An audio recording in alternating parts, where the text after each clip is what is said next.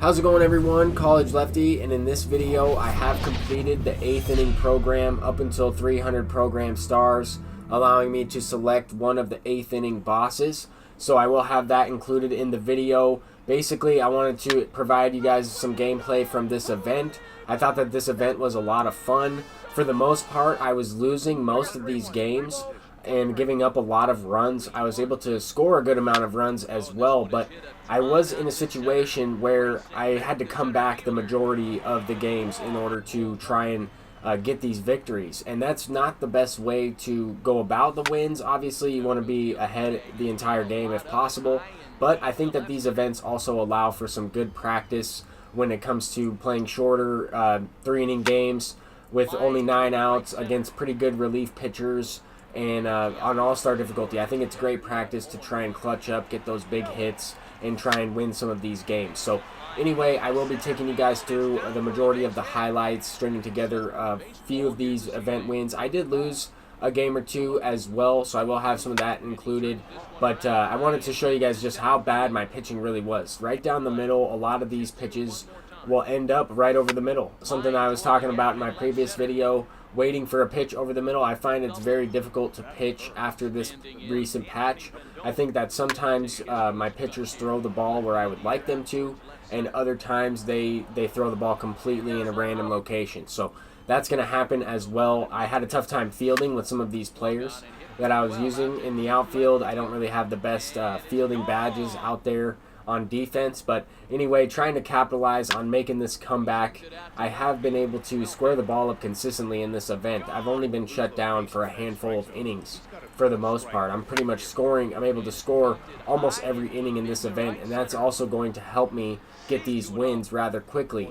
Some people were fortunate enough to quit out of the game. That saved me some time, as well as I got into some really intense games with some people. So after winning a couple games there in a row, I had a couple packs here. I went and bought the JumpStart Choice Pack, or the JumpStart Bundle, in the store for, I think it was 20,000 stubs, and basically you're guaranteed to earn all of your value back plus whatever you get out of the ball as a habit pack. So what I mean by that is you get 4 guaranteed diamonds that you can quick sell for 5,000 stubs, and basically what I'm going to do is select these cards that I don't necessarily have locked in my collection for Honus Wagner. So I'm going to select some postseason players, maybe a breakout player, maybe someone that I don't think I've locked in already. Go ahead and do that. I think I'm going to select Felix Hernandez because I needed some hardware guys. I think that postseason guys are pretty rare, so I went with a couple of those. In this one, I'm going to select Barry Larkin, just because, once again, postseason player. I thought about taking Roy Oswalt or Lou Gehrig as a rookie to lock one of those guys in. I think that over time I will be able to complete this voucher program system for Honus Wagner, but it will take me a little bit. But anyway, I think that these special edition diamonds are much easier to get now. Or you're able to unlock a lot of these recently, so the prices for them are down significantly. I think that for a little bit of time they were started to rise in price a little bit, and then they shot back down when they released more of them out there. But once again, I'm opening up this JumpStart bundle, and then we're going to go ahead and hop into some more event gameplay. So at this point, I was at about 5 wins. I decided to forfeit the run and forfeit the entry because I had a tough time matching up in a game. It took me a little bit to find a game. Rather than waiting around, I figured I would just join in a new event run. It would be much easier to find some opponents, as well as I could start up with a couple different guys in the lineup. I wanted to move around some people, and I wanted to go for one of these side missions that I had for the daily mission, which was to get a base hit or an extra base hit with a bronze hitter. So I put in Matt Carpenter on the bench. I didn't have any bronze hitters prior to that, so I felt like if I got in a good situation where I had a couple runs for a lead, and I could go to that bench player and try to get the extra base hit if the pitcher had his confidence down, something like that. But once again, as you guys see, we go down 2 runs in the first inning, looking to try and score the same amount of runs the opponent did, if not more, try and break the game open a little bit. I noticed a lot of people I was playing had some diamond starters and a really good bullpen, so I was kind of surprised, or I was kind of excited to see different team builds. I don't know what happened on this play. The opponent missed it in center field. That's going to allow me to score a run and take the lead Also have another runner in scoring position. That should have been a line out to center field. I did hit the ball perfectly, good squared up. PCI was perfectly on it, but it resulted in a line out and actually a line drive error.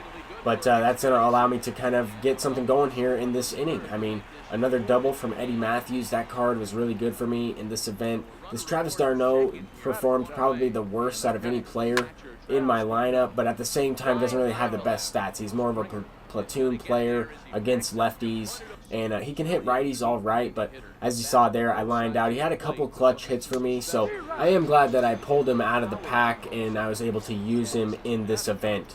But anyway, up 2 runs with Fernando Rodney in on the mound. Sometimes he's going to throw the ball where I want him to. Sometimes he isn't. He was kind of the last resort I would go to. I picked up the Signature Series Raleigh Fingers, so that's who's on the mound right now, debuting him. I guess it's not really a debut, though, because this isn't an event game. I like to debut the cards in ranked seasons on Hall of Fame difficulty or even higher sometimes. But in most recent debuts, most of the games have been on Hall of Fame or Legend.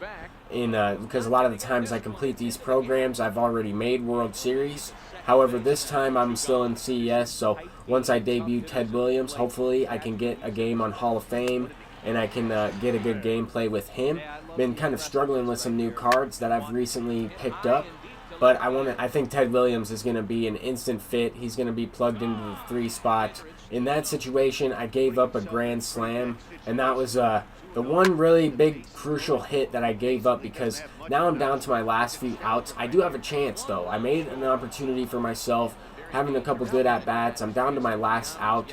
In this game specifically, though, I guess I messed up multiple situations. I had an opportunity to score in almost every inning, and I just blew it. I wasn't able to clutch up and get the big hit, and I didn't capitalize on my opponent's mistakes or pitches that he left over the middle for me to hit. I could have easily hit that one out, but at the same time, I pinch hit Jason Giambi for Travis d'Arnaud, so I didn't even have a catcher as a replacement. But we took that L.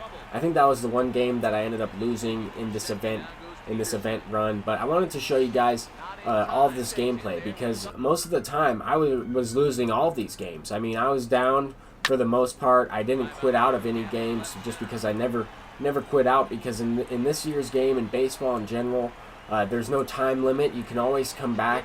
I put up 8 runs in 1 inning earlier, as you guys saw when I was losing. That was to start the video off. Some of it was with 2 outs, some of it was with 1 out. And if you just really look for pitches that are over the middle of the plate and you have a good eye, you're patient, and you're able to react to some of the pitches that the opponents are not able to locate. And I know I'm not able to locate them either. I mean, as you see here, a 1-2 fastball. I'm trying to get this pitch up and inside off the plate. Not even a strike, and he throws it in the easiest spot to hit a home run pretty much. So that's basically batting practice. We're down a run again.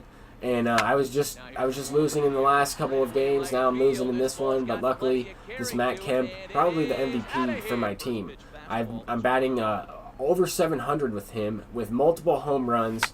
He was a guy that I never even tried out before this event, and I hit almost half of the hits were home runs. Everything was a no-doubter.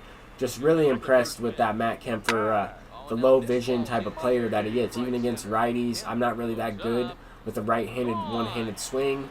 I mentioned that in the previous video, but I mean, he was still on a tear, and a lot of these guys were able to hit the ball. The PCI wasn't on the baseball for a lot of these hits, but we are playing on All-Star, so that's going to have something to do with it. But, I mean, a lot of runs scored, a lot of runs given up. I would have loved to see what my ERA was at this point. I have no idea how this opponent made that catch right there. On my screen, it looked like that was a ball in the gap, another run scored. And I gave him a chance, basically brought in a pitcher that wasn't even ready to go in.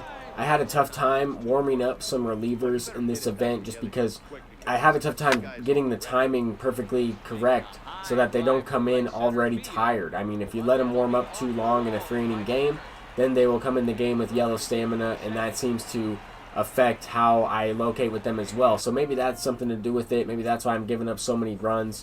But I was able to hit at least and score some runs myself. So we are able to go up 7-3 here after this sac fly from Cody Bellinger. I definitely missed that last pitch, but was hit deep enough to score the run. Matt Kemp from third base. Go ahead and hop into another game. I'm just trying to string together as many games, as many highlights as possible. A lot of doubles from this Jock Peterson. I actually started him at first base over Jason Giambi. Had Jason Giambi coming in off the bench simply because that Jock Peterson is a great leadoff hitter with 37 speed. That's not why he's in the leadoff spot. The reason why he's in the leadoff spot is because he has 123 power against both sides. I've been able to hit lefty-lefty rather well in this event, so I wanted to try and focus on getting that advantage if I face a common pitcher or whatnot. But Chance Adams, the starting pitcher, we bat around in the order in the first inning, unable to pinch hit. Chance Adams gets a knock. He could always hit pretty well in high school, as well as I know he hit a little bit in college. And anyway, in this game, he has a little bit more speed than a lot of other pitchers. Almost as much speed as Travis d'Arnaud, as he sent that one into the gap for a double. Had an opportunity to tack on a couple more insurance runs in this one, and I missed that one. I was late on it. Harmon Killebrew hit it to right field, out of the reach of his right fielder, and just got a good exit velocity on that one. I think this is the final game of this event run, and none other than starting it off with a solo shot to Ronald Acuna. That was the live series Ronald Acuna. No matter what, that card always kills me. But Cody Bellinger was picking us up, even though he was playing down on inside edge for this video. Part of the video he was playing up, then today he was playing down. So I played some of these games yesterday, I played some of them today, kind of put them all together, and tried to get this Ted Williams. That was the main goal. I wanted to get the 8th inning boss, and that's what we're looking to do. So hitting some home runs and able to square the ball up consistently is certainly going to help when you're not able to pitch, and that's exactly what happened. Because once again, we were losing in the game, put up a 5 spot, a 3 spot, and a 2 spot, make it tough on the opponent, make him go to his bullpen, make him try and throw different pitches, throw different pitchers out there, mix it up. I was trying to really pick up as many tendencies as possible early on in these games, but at the same time, I mean, just trying to swing at pitches over the middle of the plate. That was a cutter in on the hands, cut over the middle. I actually was at 298 program stars after finishing those 10 event wins. I didn't quite get the 15 event wins yet, but I just needed the 10 in order to get 30 program stars. Put me at 298, and as you saw, I had that disconnect token. That was because I needed to complete a daily mission, went into a play versus CPU game, and finished it off at 301 program stars or something like that. But thank you guys so much for watching. I'm College Lefty, and I'll see you guys in the next one. Peace out.